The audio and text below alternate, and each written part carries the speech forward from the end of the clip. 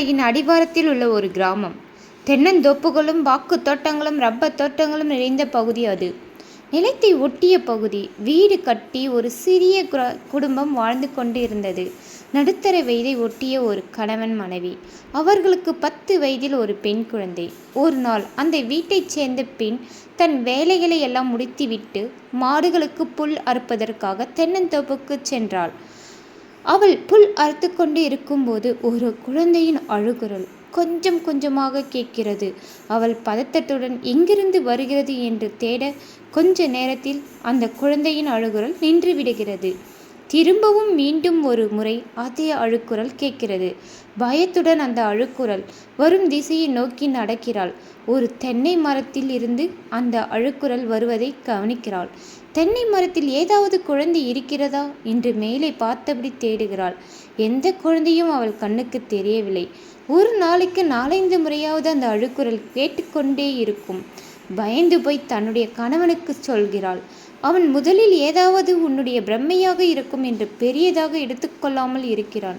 அன்று இரவு எல்லோரும் சாப்பிட்டு படுக்கும்போது இரவு 10 மணிக்கு மேல் மீண்டும் ஒரு முறை அந்த குழந்தையின் அழுகுரல் கேட்கிறது. அவன் இப்போதுதான் மனைவி சொன்னதை நம்புகிறான். கையில் பெரிய டார்ச் லைட் எடுத்துக்கொண்டு அந்த தென்னந்தோப்புக்குள் நுழைகிறான். அவனுடைய மனைவி வேண்டாம் என்று மறுக்கிறாள். ஆனாலும் அவன் தைரியமானவன் என்பதால், அதே கிராமத்தில் சிறு வயதில் இருந்து வாழ்ந்து பழக்கப்பட்டவன் என்பதாலும் தைரியமாக தோப்புக்குள் செல்கிறான். அவளும் கணவனுக்கு ஏதாவது ஆகிடுமோ என்று பயந்து பின்னாலே போகிறாள். அவளுக்கு கேட்ட அதே அழுகுரல் அதே தென்னை மரத்திலிருந்து கேட்கிறது. அவன் கீழிருந்து பார்த்தபடி உயரமாக அந்த தென்னை மரத்தில் டார்ச் அடித்து பார்க்கிறான். அந்த மரத்திலிருந்து ஏதோ ஒரு பறவை மட்டும் பறந்து செல்கிறது. அருகில் வரும் வரை கேட்டுக்கொண்டே இருந்த அந்த அழுகை குரல் இப்போது கேட்கவில்லை. போலாம் வாங்க என்று மனைவி அழைத்ததால் இருவரும் வீடு திரும்புகிறார்கள். அடுத்த நாள் அவளுடைய அண்ணனுக்கு இந்த தகவலை சொல்கிறாள். மீண்டும் அழுகுரல் வந்ததால் எனக்கு போன் செய்யுங்கள், நான் ஆட்களோடு வந்து பார்க்கிறேன் என்று சொல்கிறான். அவள் அந்த அழுகுரலுக்கு பயந்து அந்த தென்னந்தோப்பு பக்கமே போகாமல் இருக்கிறாள். அடுத்த நாள் இரவு எல்லோரும் சாப்பிட்டு கொண்டு இருக்கும்போது 8 மணிக்கெல்லாம் அந்த அழுகுரல் கேட்கிறது. அவளும் அண்ணனுக்கு போன் செய்கிறாள். அவளுடைய அண்ணன் 4-5 ஆட்களை அழைத்து கொண்டு வருகிறான்.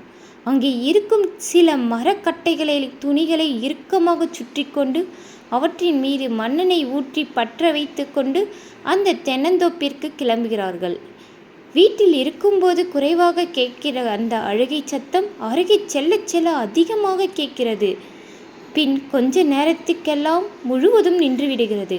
அந்த குறிப்பிட்ட மரத்தில் அருகில் சென்று தீப்பந்தத்தை காட்டி மேலே சுற்றி சுற்றி பார்க்கிறார்கள். எதுவுமே தெரியவில்லை. அழுகுரலும் நின்றுவிட்டது. தீயை பார்த்தால் எந்த பேயாக இருந்தாலும் பயந்துவிடும் என்று கூட்டத்தில் இருந்த 4 பேரின் ஒருவன் உறுதியாக கூறுகிறான். அவன் சொல்லிக்கொண்டு இருக்கும்போதே மீண்டும் அழுகுரல் சத்தமாக ஆரம்பிக்கிறது.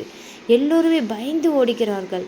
அந்த இடத்தை விட்டு ஓடிக்கொண்டே இருக்கிறார்கள். அடுத்த நாள் ஒரு பெரிய சாமியாரை அழைத்து வந்து அந்த தென்னை மரத்தை மஞ்சள் கயிற்றில் கட்டி ஒரு தென்னங்கற்றுக்கு பாலபிஷேகம் செய்து நிறைய சடங்குகள் எல்லாம் செய்து பூஜைகள் எல்லாம் செய்துவிட்டு இனிமேல் நிச்சயம் அந்த அழுகுரல் கேட்காது என்று சொல்லிவிட்டு போகிறார். அவர்களும் நிம்மதியாக தூங்குகிறார்கள். ஆனால் அடுத்த நாள் விடியற்காலிலேயே அந்த அழுகுரல் கேட்க ஆரம்பிக்கிறது. இந்த முறை தொடர்ந்து கேட்டுக்கொண்டே இருக்கிறதே, இடைவெளி இல்லாமல் திரும்ப திரும்ப கேட்கிறதே. தோப்பின் பக்கம் யாரோ ஆள் நடமாட்டம் இருப்பது போல் அவர்களுக்கு தெரிய பயமாக இருந்தாலும் யார் என்று பார்ப்பதற்காக கொஞ்சம் தைரியமாக வர வைத்து கொண்டு போகிறார்கள். அருகில் போக போக மரத்தின் மேல் ஏதோ ஒரு உருவம் இருப்பது போல் தெரிகிறது. தென்னை ஓலைகளும் மட்டைகளும் அசைக்கின்ற சத்தம் கேட்கிறது. திடீரென்று மரத்திலிருந்து ஒரு உருவம் சரசரவென இறங்கி கீழே வருகிறது. இவர்கள் நடுங்கி போய் பார்க்க மரத்திலிருந்து இறங்கிய மரமேறி ஒன்றும் இல்லாமல் 4 நாள் முன்னாடி தேங்காய் பறிக்க ஏறும்போது போனை மேலேயே விட்டு விட்டு வந்து விட்டேன்.